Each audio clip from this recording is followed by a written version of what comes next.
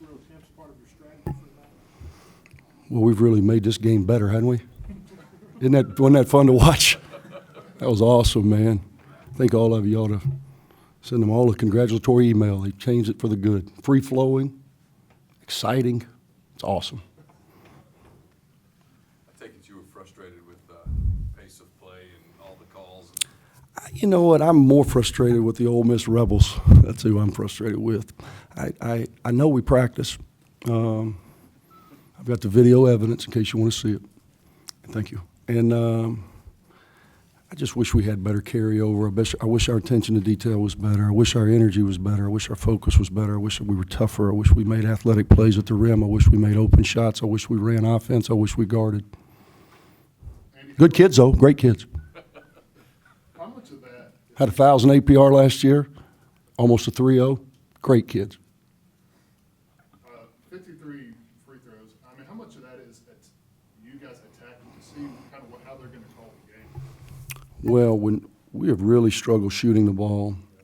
You know, I said this the other day. I've got a drill, and I've done it every year that I've been here, and this team has performed better in it. And it's a hard drill, and I do it throughout the course of practice, and I put adversity in them because sometimes I don't want them to make it if I want to punish them with running, what have you, from a conditioning standpoint. And this group has made that drill, I'm telling you, at least 90% of the time. And yet we get into games. It's the reason you play the games, though. Coach Bartow, God rest his soul, used to say, Lord, when the popcorn's popping, that's when you start separating players. And when that popcorn's popping, I guess we still serve popcorn here, don't we? Do we? Somewhere?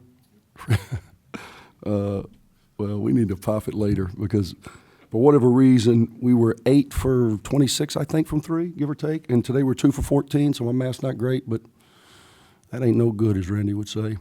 That's 10 for 40. Louisville education right there at its finest, 25%. Ain't no good. So you got to drive it. When you can't make an open one, you got to drive it. And what we've done, we've played two teams, and it wasn't by design. Northwestern State led the nation in offense. They led the nation in the poorest defensive efficiency as well. They mix and match, and they play a bunch of switching stuff. And Georgia Southern, I didn't know this, but Georgia Southern did the same thing. So you can't run typical offense because everything's a switch. Sebas has 24 and 17. You know why? It's because when we ran a pin down with Sebas, they switched on it. So Sebas a lot of times had their point guard or their two guard on him. So we just threw it to him, and, you know, he's 8 for 14 and 8 for 11, had a pretty good night. I'm mad at the 6 he missed because he's got a 6'2" guy that is in the Sun Belt on scholarship. I mean, you're in the SEC on scholarship, and you're 6'9". Did Stefan just pass up some shots, some three-point shots? It looked like he was attacking more often. Yeah, he's pretty good at it when he can get ahead of steam. And again, I think there was a little confusion, and we couldn't run the normal actions because of those switches. So he just kind of put his head down. He was 1 for 5, and Moody's been around long enough to know. There's some guys when they go 1 for 5, they got to go shoot another 5. We had a couple of those in his program. But he doesn't have to do that. He can drive that thing. He's athletic. And, again, if they're going to stay true to these rules and how they're going to call them, and I think they've been pretty true to them on both ends, and we're going to try to play to what we believe our strength is at the time, and today it just happened to be driving the ball. This is notwithstanding, Sebas, you got back-to-back double-doubles, still was pretty efficient around the rim. Is his offensive game improved? I mean, it looks like he's finishing better than he has. Yeah, if we can get those point guards to switch on him, we'll keep throwing it in there. We're going to find out, and it's the reason you do these tournaments. We play quick turn. We play George Mason. One of my staff said they got beat today, so they're 0-2. We play them on Thursday. I don't know anything about them. I'll get into that immediately. And then, there's Oklahoma State looming ahead. There's potentially Virginia or Seton Hall. I mean, there's guys that are recruited at the same level as our guys are recruiting, and that's where I want to see if we can get some carryover and play to our strength, which obviously is trying to get Moody angles, and we're going to play through Sebas inside because he has been efficient. Do you think Saiz is more comfortable now as an offensive focal point? He's been kind of a role player the last couple of years. Do you think at least mentally he gets it? Yeah, and not even as much as I want. I want him to demand it more.